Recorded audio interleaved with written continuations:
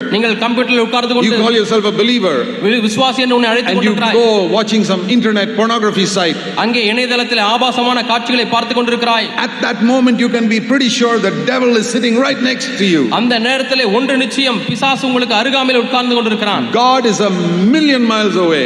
தேவன் மில்லியன் மைல்களுக்கு அப்பால் You இருக்கிறார். can call yourself believer but you're an unbeliever at that time. நீ விசுவாசி என்று வேண்டுமானால் உன்னை அழைத்துக் கொள்ளலாம். அந்த நேரத்தில் நீ ஒரு அவிசுவாசியாக தான் Because you இருக்கிறாய். don't care for the presence of God. ஏனென்றால் தேவனுடைய சமூகத்துக்காக உனக்கு அக்கறை இல்லை. Because you're not a disciple. நீ ஒரு சிஷ்யனாக இல்லை.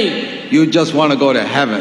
எப்படியாவது பரலோகத்துக்கு போனால் போதும் என்று And you watch that dirty thing on the computer and then go to Jesus and say, Lord, please forgive me. நீ கம்ப்யூட்டரில் அந்த ஆபாசமான காட்சிகளை பார்த்துவிட்டு இயேசுவே என்னை மன்னியும் என்று ஆண்டவரிடத்தில் And போகிறாய். you know that you're going to do it again tomorrow or next week. அடுத்த வாரமும் சரி அடுத்த நாளும் சரி நீ செய்ய போகிறாய் என்று உனக்கு தெரியும்.